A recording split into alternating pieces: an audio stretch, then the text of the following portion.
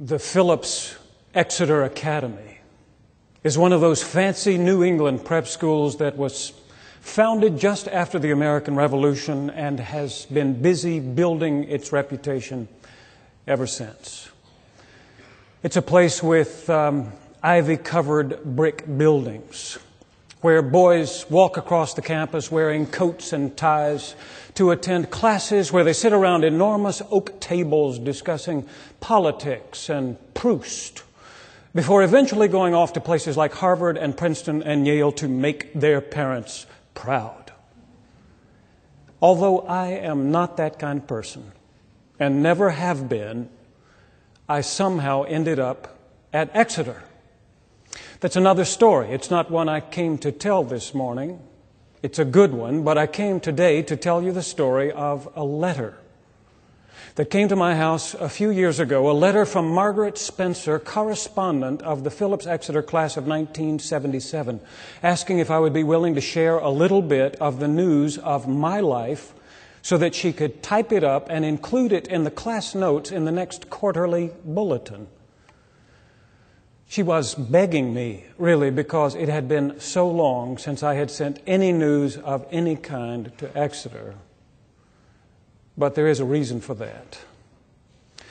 The competition is just too intense.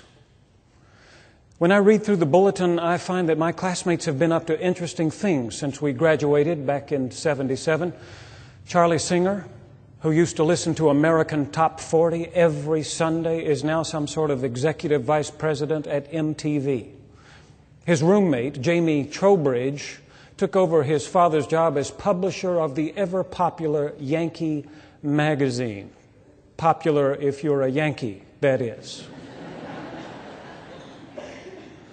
Tom Parkinson, who lived right next door to me, and his brother started the Peapod grocery delivery network.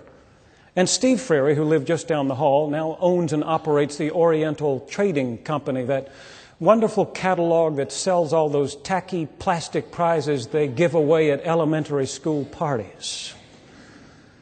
And Carl Stork, finally, the guy who used to work with me as a janitor in the Academy Library, took a job with a little company called Microsoft after he graduated from college and recently bought a professional baseball team. So, as glamorous as it is to be pastor of Richmond's First Baptist Church, it is a very different life than that led by some of my classmates.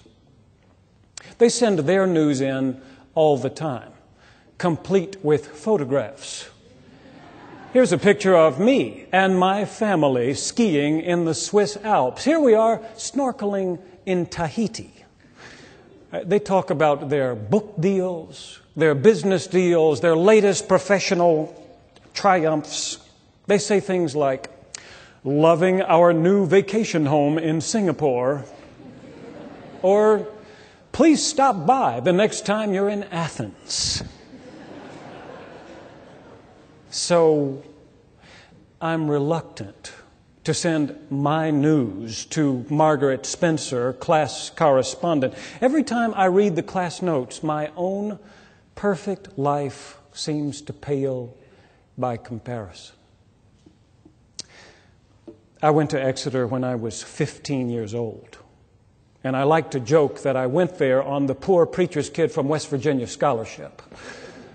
I don't know that that's what they call it actually, but I did go on some kind of scholarship. Exeter has such a huge endowment that they don't even ask the financial questions until after you've been accepted.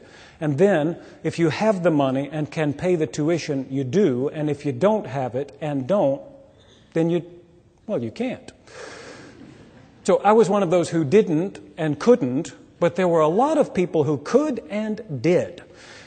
I could walk down the hallway of my dormitory and point out the rooms of kids whose fathers were heads of corporations, bank presidents, foreign dignitaries. I had never seen so much affluence in one place in all my life. When I was getting ready to go to Exeter, I went to the Goodwill store in Charleston, West Virginia, the fancy one to pick out my school wardrobe. These guys shopped at Abercrombie and Fitch and Saks Fifth Avenue and Brooks Brothers. Still, they were nice to me. When they saw me coming across campus, they would say, "Here comes Jan from West Virginia." One of them was kind enough to invite me home for the Thanksgiving holiday. His name was John, and he lived in Manhattan. We got on a chartered bus with about 30 other Exeter students and made the 5-hour trip to New York.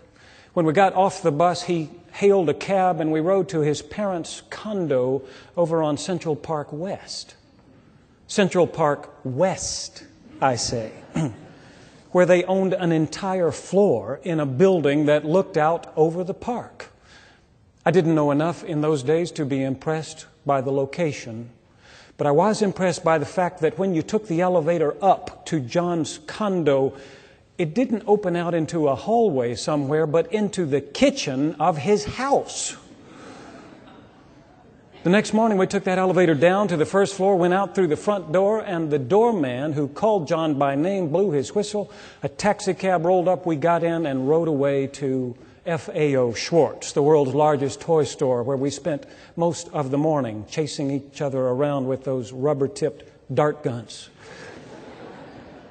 But it was like that the rest of the time I was there. We took taxi cabs everywhere, to fancy restaurants, to Broadway shows, to expensive stores. I took it all in just the way you might expect a boy from West Virginia to do, looking up at the tall buildings and saying just about every 2 minutes, "Golly!"